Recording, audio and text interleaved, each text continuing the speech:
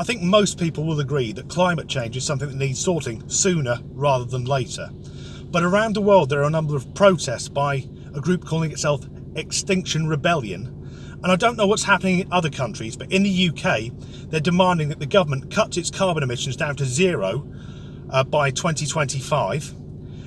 But they seem to be doing this in a manner that pisses off as many people as possible, because at the start of the week thousands of them descended on London and straight away blocked off many of the busiest roads in the capital. Now, if you've tried driving in London, it's a bloody nightmare at the best of times. But with these roads now blocked off, thousands of cars had to be diverted, causing massive traffic jams, meaning that ordinary people trying to go about their day-to-day business are now giving up their time and spending their money because they're burning fuel they wouldn't usually have to.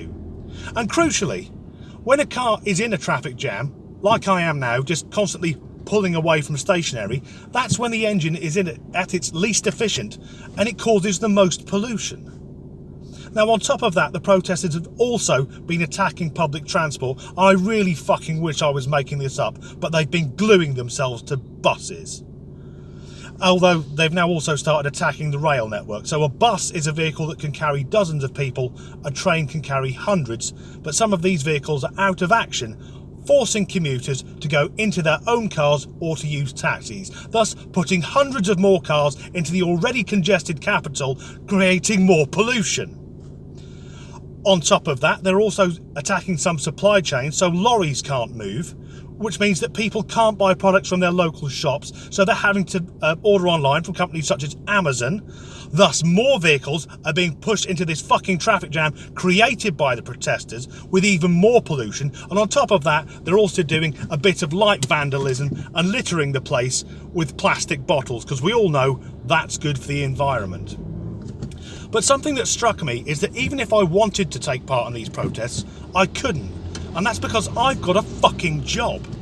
And if I don't go to work, I don't get paid. And very quickly, the bank would repossess my house. And then before I knew it, I'd find myself living on the street, addicted to crystal meth, and being a rent boy. Whereas these protesters don't seem to have this problem because they appear to be made up entirely of upper middle class twats. Either young people who still live with mummy and daddy, or people whose partners work so they don't have to. And something else that typifies them is what happens when they're interviewed.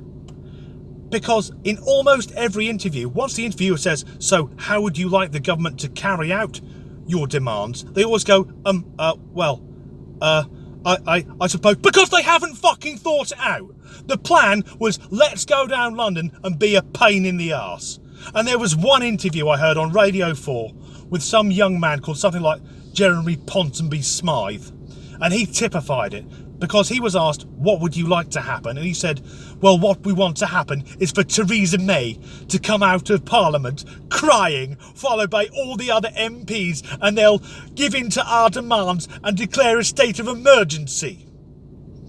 Now, aside from this thing about having the Prime Minister cry, which seems like a very, very niche fucking fetish, this is the thing they've missed. The politicians aren't going to come out and talk to them because they're on their fucking Easter break. They're having a political protest when there aren't any fucking politicians in Parliament.